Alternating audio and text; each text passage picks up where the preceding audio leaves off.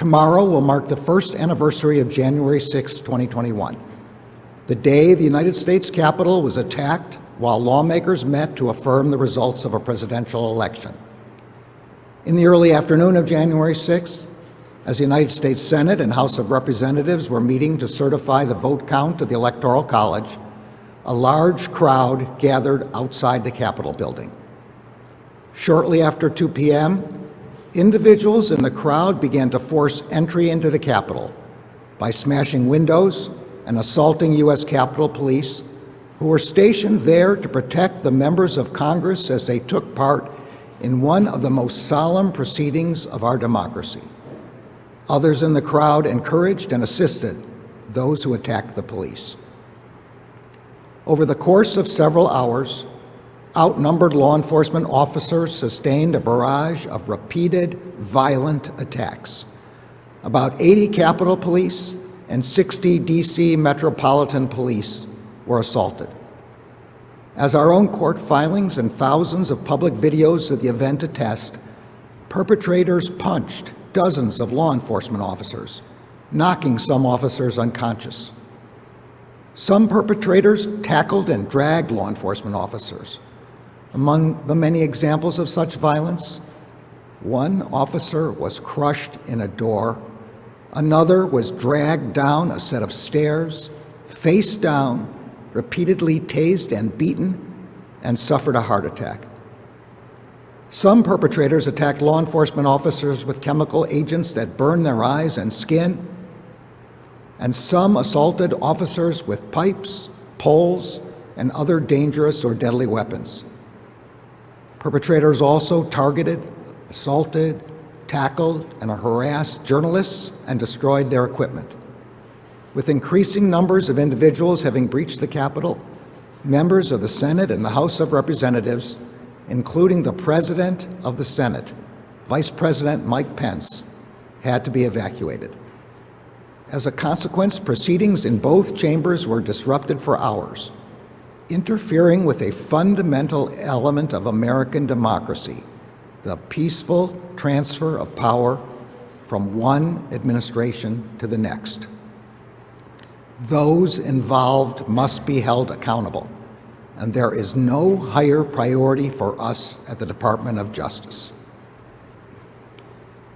It is impossible to overstate the heroism of the Capitol Police officers, Washington, D.C. Metropolitan Police Department officers, and other law enforcement officers who defended and secured the Capitol that day. They demonstrated to all of us and to our country what true courage looks like. Their resolve, their sacrifice, and their bravery protected thousands of people working inside the Capitol that day. 5 officers who responded selflessly to the attack on January 6th have since lost their lives. I ask everyone to please join me in a moment of silence in recognition of the service and sacrifice of Officer Brian Sicknick, Officer Howard Liebengood, Officer Jeffrey Smith, Officer Gunther Hashida, and Officer Kyle DeFreitag.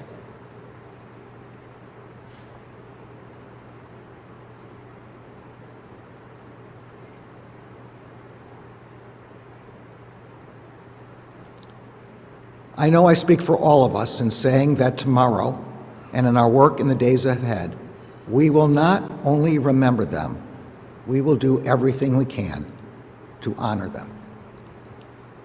In the aftermath of the attack, the Justice Department began its work on what has become one of the largest, most complex, and most resource-intensive investigations in our history.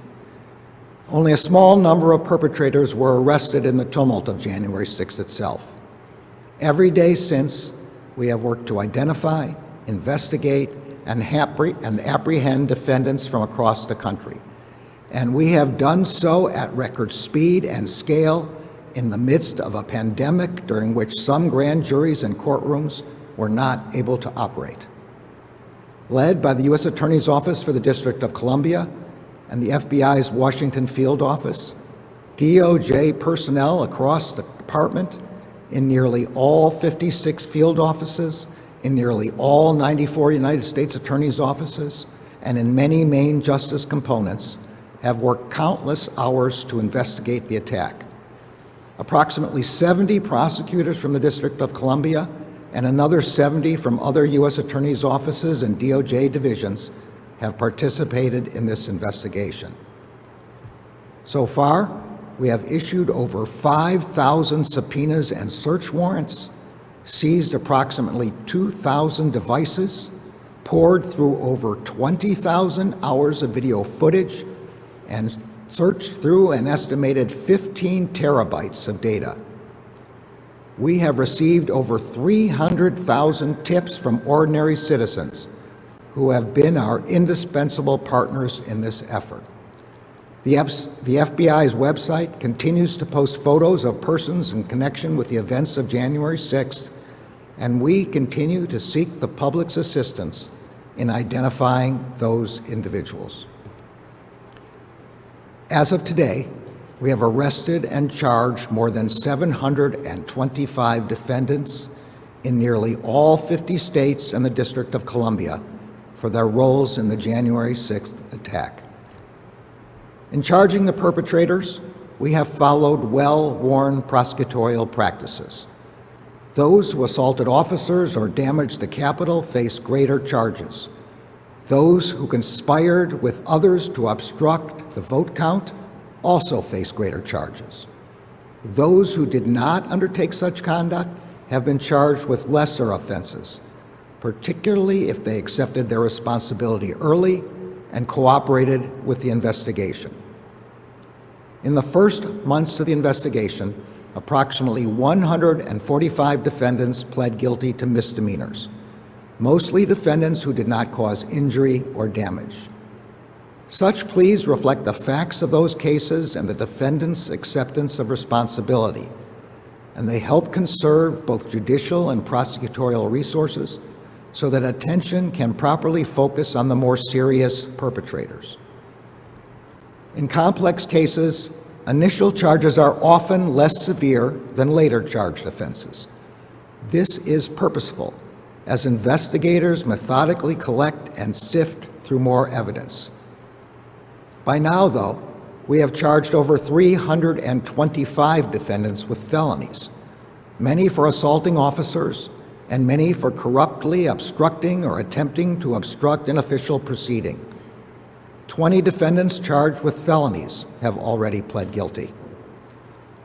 Approximately 40 defendants have been charged with conspiracy to obstruct a congressional proceeding and/or to obstruct law enforcement. In the months ahead, 17 defendants are already scheduled to go to trial for their role in felony conspiracies. A necessary consequence to the prosecutorial approach of charging less serious offenses first is that courts impose shorter sentences before they impose longer ones.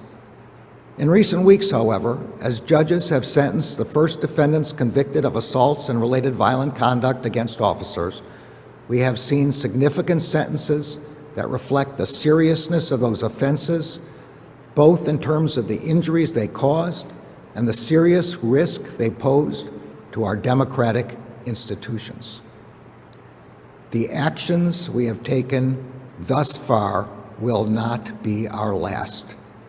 The Justice Department remains committed to holding all January 6 perpetrators at any level accountable under law, whether they were present that day or were otherwise criminally responsible for the assault on our democracy.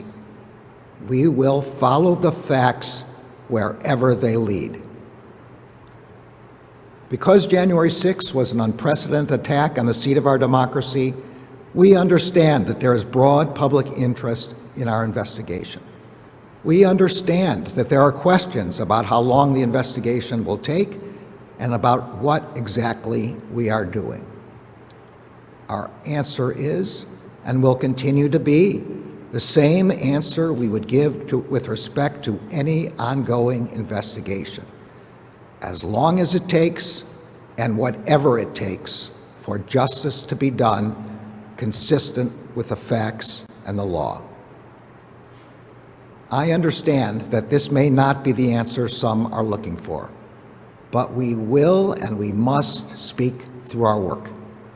Anything else jeopardizes the viability of our investigations and the civil liberties of our citizens.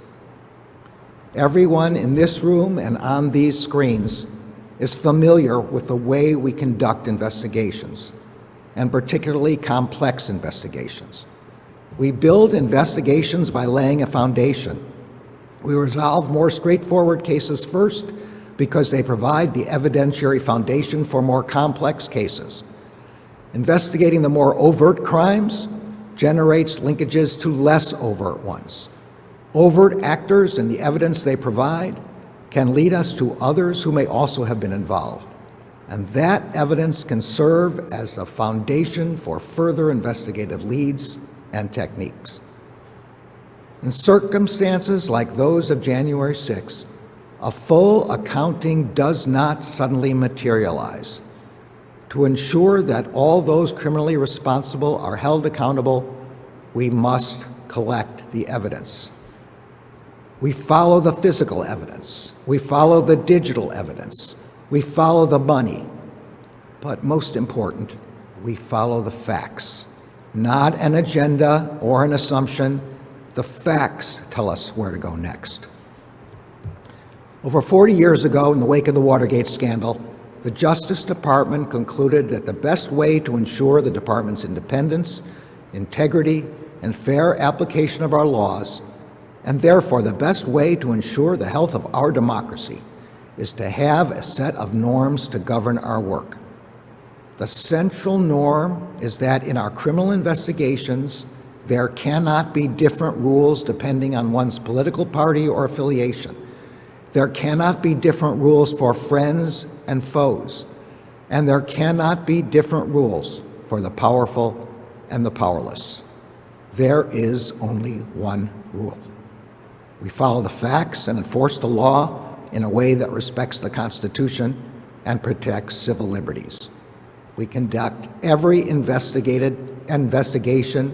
guided by the same norms, and we adhere to those norms even when, and especially when, the circumstances we face are not normal.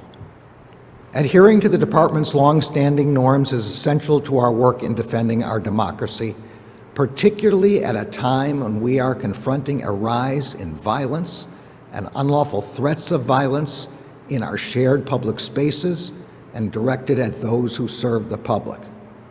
We have all seen that Americans who serve and interact with the public at every level, many of whom make our democracy work every day, have been unlawfully targeted with threats of violence and actual violence.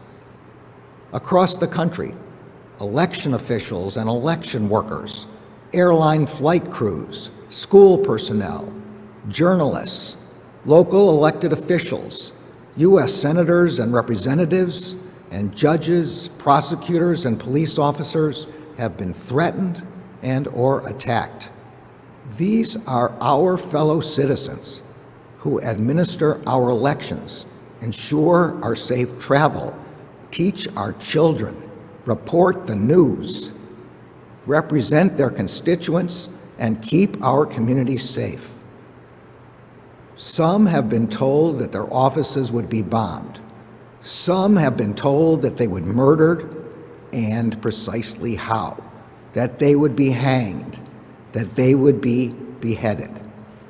Police officers who put their lives on the line every day to serve our communities have been targeted with extraordinary levels of violence. Flight crews have been assaulted, journalists have been targeted, school personnel and their families have been threatened. A member of Congress was threatened in a gruesome voicemail that asked if she had ever seen what a .50 caliber shell does to a human head.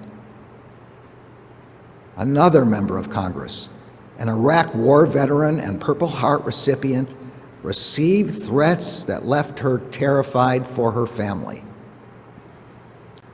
And in 2020, a federal judge in New Jersey was targeted by someone who had appeared before her in court. That person compiled information about where the judge and her family lived and went to church. That person found the judge's home, shot and killed her son, and injured her husband. These acts and threats of violence are not associated with any one set of partisan or ideological views, but they are permeating so many parts of our national life that they risk becoming normalized and routine if we do not stop them. That is dangerous for people's safety, and it is deeply dangerous for our democracy. In a democracy, people vote, argue, and debate, often vociferously, in order to achieve the policy outcomes they desire. But in a democracy, people must not employ violence or unlawful threats of violence to affect that outcome. Citizens must not be intimidated from exercising their constitutional rights to free expression and association by such unlawful conduct. The Justice Department will continue to investigate violence and illegal threats of violence, disrupt that violence before it occurs, and hold perpetrators accountable. We have marshaled the resources of the department to address the rising violence and criminal threats of violence against election workers, against flight crews, against school personnel, against journalists, against members of Congress, and against federal agents, prosecutors, and judges. In 2021, the department charged more defendants in criminal threat cases than in any year in at least the last 5. As we do this work, we are guided by our commitment to protect civil liberties, including the First Amendment rights of all citizens. The department has been clear that expressing a political belief or ideology, no matter how vociferously, is not a crime. We do not investigate or prosecute people because of their views. Peacefully expressing a view or ideology, no matter how extreme, is protected by the First Amendment. But illegally threatening to harm or kill another person is not. There is no First Amendment right to unlawfully threaten to harm or kill someone. As Justice Scalia noted in RAV versus City of St. Paul, true threats of violence are outside the First Amendment because laws that punish such threats, quote, protect individuals from the fear of violence, from the disruption that fear engenders, and from the possibility that the threatened violence will occur. The latter point hits particularly close to home for those of us who have investigated tragedies ranging from the Oklahoma City bombing to the January 6th attack on the Capitol. The time to address threats is when they are made, not after the tragedy has struck. As employees of the nation's largest law enforcement agency, each of us understands that we have an obligation to protect our citizens from violence and fear of violence, and we will continue to do our part to provide that protection. But the Justice Department cannot do it alone. The responsibility to bring an end to violence and threats of violence against those who serve the public is one that all Americans share. Such conduct disrupts the peace of our public spaces and undermines our democracy. We are all Americans. We must protect each other. The obligation to keep Americans and American democracy safe is part of the historical inheritance of this department. As I have noted several times before, a founding purpose of the Justice Department was to battle violent extremist attacks on our democratic institutions. In the midst of Reconstruction following the Civil War, the department's first principal task was to secure the civil rights promised by the 13th, 14th, and 15th Amendments. This meant protecting Black Americans seeking to exercise their right to vote from acts and threats of violence by white supremacists. The framers of the Civil War amendments recognized that access to the ballot is a fundamental aspect of citizenship and self-government. The Voting Rights Act of 1965 sought to make the promise of those amendments real. To do so, it gave the Justice Department valuable tools with which to protect the right to vote. In recent years, however, the protection of the Voting Rights Act have been drastically weakened. The Supreme Court's 2013 decision in the Shelby County case effectively eliminated the preclearance protections of Section 5, which had been the department's most effective tool for protecting voting rights over the past half-century. Subsequent decisions have substantially narrowed the reach of Section 2 as well. Since those decisions, there has been a dramatic increase in legislative enactments that make it harder for millions of eligible voters to vote and to elect representatives of their own choosing.